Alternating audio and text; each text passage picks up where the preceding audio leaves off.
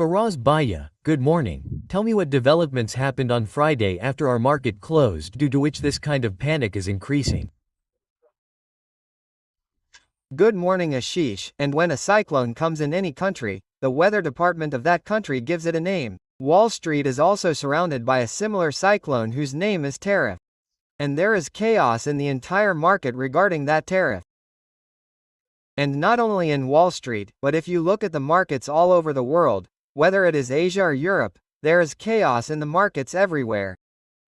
Gift Nifty itself is down by 900 points at the moment, so our markets are also not untouched by this. There is a decline of up to 8% in the Asian markets. Trading in Japan futures was stopped for a time because a circuit limit was imposed. Singapore markets are down by 8%. Japan markets are operating at the lowest levels in 18 months. And if we look further, there was a lower circuit in Nifty futures, as we were saying. Trading was stopped on that too in the futures market. If we look at Dow futures, even now Dow futures were down by 1600 points at one point. If we look at it a little positively, now it is down between 900 to 1000 points, but there is a little recovery from the lower levels, but it is still down. The markets of China and Hong Kong have also fallen by more than 10%. The markets of Taiwan have gone into a bear market. Hong Kong's Hang Seng is there because there is a 3-day reaction there. The markets there were closed on Friday. So due to that, the reaction in the downgrade of Fitch has also come today. Shanghai Composite is also trading more than 5% down. So we are seeing a huge decline in all these markets.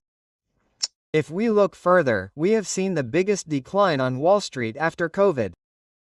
In 2 days, a market cap of up to 5 trillion has been wiped out. And this is a sign on Wall Street. If we indicate this fall on Wall Street through numbers, or if we show it, then in 2 days, as you were also showing, Dow Jones has fallen by 4,000 points. S&P 600, District of Columbia 2000 and Russell 2000, their small cap index, have also fallen by 600 points. If we look now, there is no asset class that is left. Oil prices have fallen. Brent crude, which was $75 last week, has now become $65 or $62. And WTI has gone below 60. So, that means oil prices are at a 4-year low, and Saudi Arabia has also cut the prices of the oil it exports.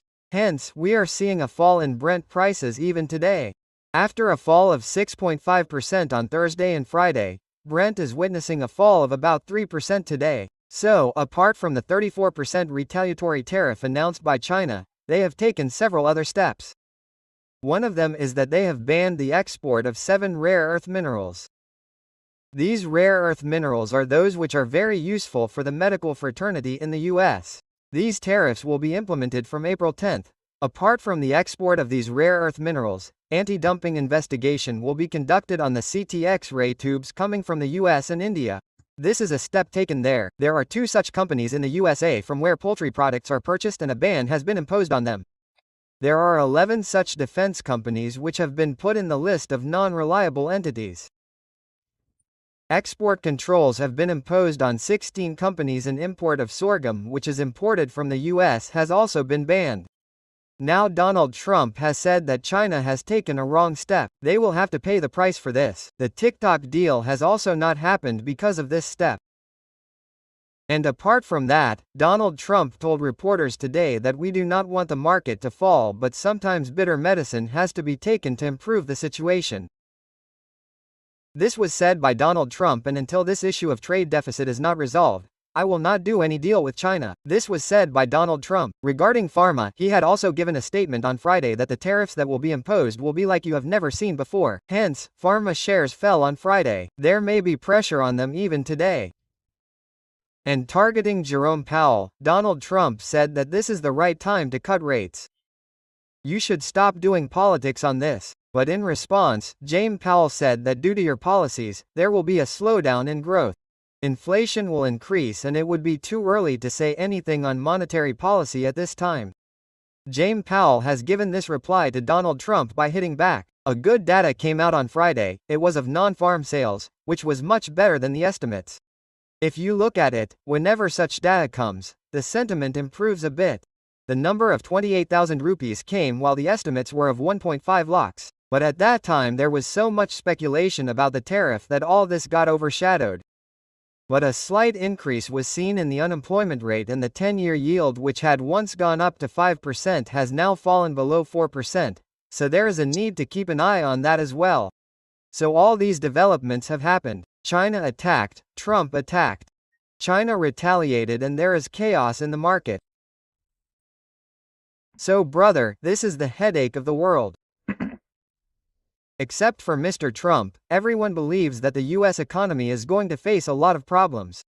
His own Fed chair Jerome Powell was also saying the same thing.